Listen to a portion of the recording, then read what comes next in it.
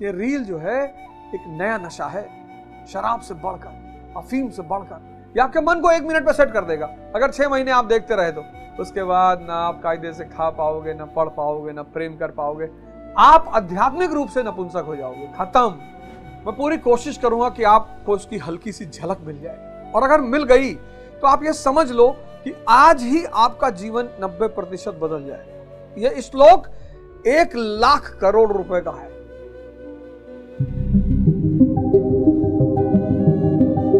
संसार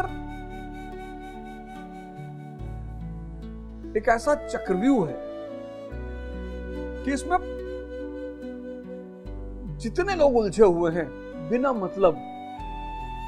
आप कहोगे ये क्या बात हुई? बिना मतलब इस संसार रूपी चक्रव्यूह में लोग अनावश्यक परेशान, और अगर उनसे कहा जाए कि उनके परेशानी की मुख्य वजह है इग्नोरेंस, अज्ञानता, कहेंगे अरे भैया MBBS MD है, कहेंगे भैया MBBS MD है, मजाक में हल्के मत लेना, MBBS MD है, IIT रुड़की।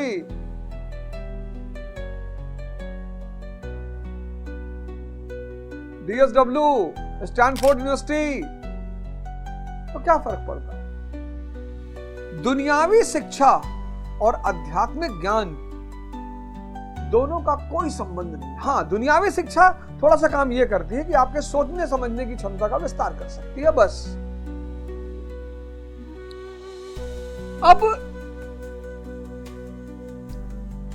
जितने लोग इंद्रियों पे जीते हैं, इनके जीवन में सुख दुख का खेल चलता है, और इंद्रियों पे जो जीवन है उसमें आरंभ में सुख है, शुरुआत में सुख है, और अंत में दुख है। लेकिन चूंकि शुरुआत में सुख है तो आदमी को लगता है कि यार वो दुख को निगलेक्ट करता हुआ चलता है। लेकिन इंद्रियों का जो जीवन है, सेंसेस का जो जीवन है, उसमें शुरुआत में सुख है। इसलिए 98% लोग इस रास्ते पर खुद ब खुद चलते हैं, इस सुख की लालसा में, और कहां जाके गिरते हैं? दुख में। चैतन्य का जो जीवन है, जो चैतन्य पर जी रहे हैं, जो चैतन्य के रास्ते पे चल रहे हैं, कॉन्शियस, चैतन्य यानी कॉन्शियस, इंद्रिय यानी सेंसेस, चैतन्य यानी कॉन्शियस, जो चैतन्य के रास्ते पर चल रहे हैं, उसमें शुरुआत में दुख है। बस यही इसका सबसे बड़ा चैलेंज है। इसलिए इस पे सिर्फ 2% लोग चलते हैं। चैतन्य का जो रास्ता है उसमें शुरुआत ही में दुख है, उसी को हमने तपस्या कहा। वो जो शुरुआत में दुख है उसको हमने तपस्या कहा। लेकिन जब वो उस दुख से हम बाहर निकल आते हैं और इस इंद्रिय से ऊपर उठ जाते हैं तो आनंद के सिवा कुछ है ही नहीं। फिर यहां सुख दुख का गेम खत्म, फिर सिर्फ आनंद। इसीलिए मोक्ष को हमने कहा सत चित आनंद। चित सत, सत्य नहीं सत।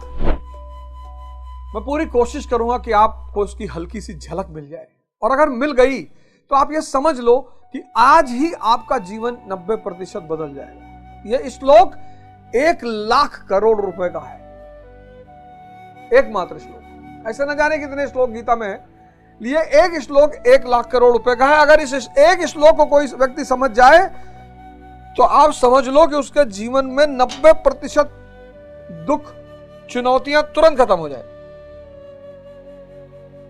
F = m × a सूत्र है, बड़ा जबरदस्त सूत्र है ये। भगवान कृष्ण ने इतना बड़ा सूत्र दे दिया, ये सेंसेस प्लस सब्जेक्ट का संयोग। क्या है ये? इंद्रिय प्लस विषयों का संयोग। ये सूत्र आपके पूरे जीवन को बदल देगा। 5 इंद्रियां, 5 कामेंद्रियां। अब नाक, कान, आंख, जीभ और चमड़ी यानी स्किन, अब आप ने इत्र को सूंघा और इत्र जबरदस्त है। तो जैसे आपने इत्र को सूंघा, मुसलमान बड़ा इस्तेमाल करते हैं इसका, नमाज पढ़ने आते हैं तो बहुत इस्तेमाल करते हैं इसका। ये एक तरीका है कंसंट्रेशन डेवलप करने का। जैसे ही आपने इत्र को सूंघा, ये जो पीछे मन बैठा हुआ इन पांचों के, ये आनंद बन गया। लेकिन ये क्षणिक है, लेकिन ये क्षणिक है। इत्र की खुशबू खत्म, मन की शांति खत्म। फिर से समझिए, इत्र की गंध आपके नाक में गई और आपको मन को शांत करेगी। खुशबू चीज ही ऐसी है, परमात्मा यानी खुशबू चीज ही ऐसी है। मन शांत हुआ, ये जो मन शांत हुआ, ये आनंद, वही वो आनंद मिल गया। मन शांत हुआ, आनंद। कान, ये जो मन शांत हो गया थोड़ी देर के लिए, आनंद है। मन की शांति, आपको लगता है इत्र से खुशबू आ रही, आनंद आ रहा है, आपको लगता है संगीत से आनंद आ रहा है ना, ये अपने प्रभाव में आपके मन को कुछ क्षण के लिए शांत कर दे रहे। आंख, आपने खूबसूरत स्त्री देखी, शांत हो गया मन।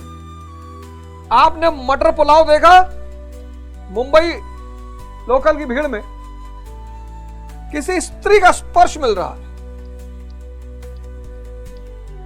मन शांत हो गया। बहुत मार खाते हैं लोग, तो देखा नहीं, बहुत मार खाते हैं, बहुत मार खाते हैं। कभी कभी उस शांति में ज्यादा हरकत कर जाते हैं। आपको क्या लगा? इत्र में आनंद है, संगीत में आनंद है, स्त्री में आनंद है, मटर पुलाव में आनंद है, स्पर्श में आनंद है ना। आपका मन जब शांत हुआ, चुप, तो उस क्षण आप सिर्फ चैतन्य बचे। उस चैतन्य जो बचे, साक्षी जो बचे, आनंद उसका है। ये सारी चीजें सारी क्षणिक है। जब तक इत्र का प्रभाव, मन शांत, और एक समय आएगा मन इत्र का आदी हो जाएगा, फिर कहेगा दूसरा इत्र लेकर आओ। ये तो अब मजा नहीं आ रहा, कह रहा दूसरा लेकर आओ, अब दूसरा इत्र लेकर आओ, फिर तीसरा इत्र लेकर आओ, फिर चौथा इत्र लेकर आओ, फिर कहेगा दूसरा, फिर तीसरा, फिर चौथा, फिर कहेगा दूसरा, तीसरा, चौथा। क्षणिक है, सीमित है, माया है। माया इसलिए है, आपको लग रहा है यहां से मजा आ रहा है ना, माया छाया एक सी बिरला जो ना कोई, आपको लग रहा है कि इस संगीत से मजा आ रहा है। उस संगीत ने आपको खो दिया है, अंदर आपका मन खो गया है, सिर्फ चैतन्य बचा है। चैतन्य ही आनंद है, सच्चित आनंद। जब चित विलीन होकर सिर्फ सत बचता है, यानी चैतन्य, बस वो आनंद की स्थिति में व्यक्ति आ जाता है। तो माया है, क्योंकि आपको लगता है यहां से आनंद आ रहा है, यहां से आपकी स्थिति और सुख दुख का कारण है।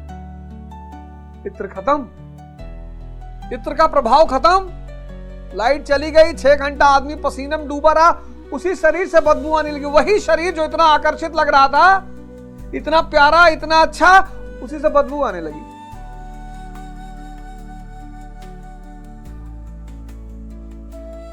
संगीत खत्म, फिर मन एक्टिव हो गया। दुख,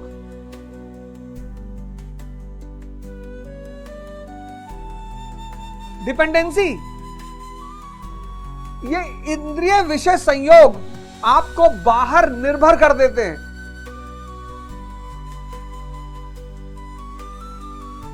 अब पूंजीवाद को ये गेम समझ में आ गया। ये डायग्राम देख लीजिए, इसी पर आचार्य रजनीश ने कहानी सुनाई, मुझे बड़ी अच्छी लगी, मैं आपको सुनाता हूं। बहुत प्यारी। उन्होंने कहा